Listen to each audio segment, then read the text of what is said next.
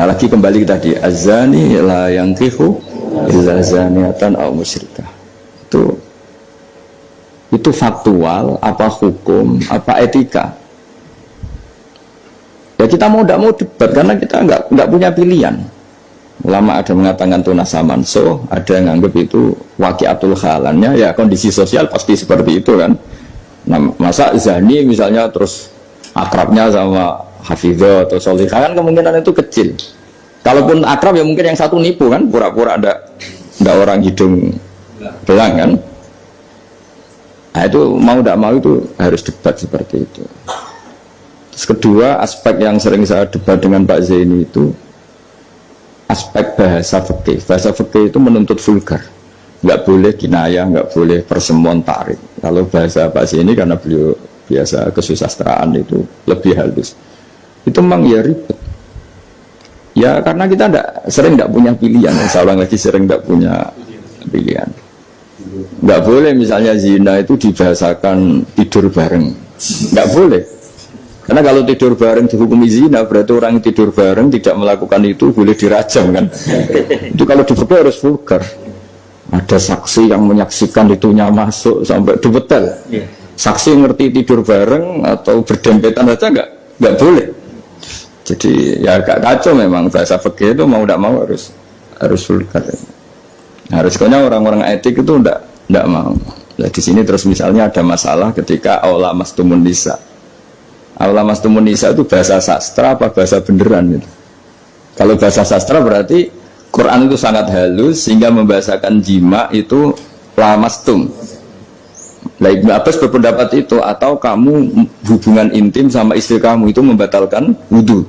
Nah, ini yang kelompok-kelompok tertentu berpendapat gitu, makanya untuk batal nunggu hubungan suami istri. Tapi ada ulama mengatakan lamas itu memang benar-benar nyentuh, jadi sekedar nyentuh tangan ini sudah batal. Jadi efeknya ini besar. Yang satu bilang lamas tum kinayatun anil jima, sehingga untuk mengatakan batal harus nunggu jima. Yang satu ya memang lamisa, memang pegangan saja. Nah, terus jadi dua kelompok mazhab itu. Jadi memang perdebatan memaknai Quran itu ya mau tidak mau. Cuma kalau sama-sama ahli kan masih ada ringnya. Nah, sekarang yang ribet itu mau Quran isane terjemah melok nafsir itu musibah itu musibah besar. Nah karena Quran itu kalau bahasa itu diulang ini supaya maknanya itu begitu. Kadang sama, makanya kata Imam Ghazali ngulang itu karena sama. Misalnya gini ya, tak beri contoh ya. Orang dosa itu pasti punya akibat ke orang lain. Disebut ajroma. Ajroma itu melukai orang lain. Innal ladzina ajromu kanu minal ladzina amanu yadhakun. Tapi nanti digenti. Kalau ajromu ini ditafsir digenti kafaru, karena di belakang digenti fal yaumal ladzina amanu minal kuffar, bukan minal mujrimin. Jadi di depannya pakai kata ajromu, di belakang pakai minal kuffar. Misalnya tadi ada 3 kelompok di akhirat, menerima tangan kanan, menerima buku dengan tangan kanan, kedua dengan tangan kiri. Tapi yang terlalu buruk itu waro adzohri, menerimanya membungkungi yang ngasih. Jadi misalnya kamu malaikat yang ngasih buku, itu lama ya sudah, yang fatal itu ya sudah nerimanya dengan tangan kiri, dia membungkungi yang ngasih. Jadi sudah ngawur secara etika. Misalnya dipanggil si A sini, si malaikat tadi orang ini memang bakat buruk, pas nerima buku itu sudah sangat tidak beretika, sudah dengan tangan kiri sambil membungkungi, sehingga malaikat ini semangat ngadapnya ya kumat lah, kumat mangkelnya itu sudah tidak beretika, sudah pakai tangan kiri membungkungi. Tapi kita yang sopan itu kan menghadap pakai tangan kanan. Ya muni matur nuwun barang menapa. Sehingga terus jadi malaikat itu makanya semua nanti di akhirat. Nah, akhirnya kelompok itu hanya 2. Kanan dan kiri. Nah, kiri ini yang ekstrim sampai ya sudah kiri. Nah, itu kata Imam Ghazali, jangan kira ada kelompok 3. Ya ada yang biyamini, bisimali, waro'a dori gitu lah. Jadi sering seperti itu. Jadi hanya 2 tapi diredaksikan 3. Begitu juga neraka misalnya. Neraka itu kiai kuno nak darani digelundungno ning neraka. Itu bahasa paling bener ya. Karena orang masuk neraka itu kan bayangannya Quran itu kan waja'alna min baini aydihim saddan wa min khalfihim saddan faghshaynahum terus sampai tak terusnya fahum mukmahun. Mukmahun itu ditekuk. Nah itu sebagian Quran redakseno yu'raful mujrimuna bisimahum fayukhadhu bin nawasi wal aqdam. Nawasi itu batuk, aqdam itu delamaan.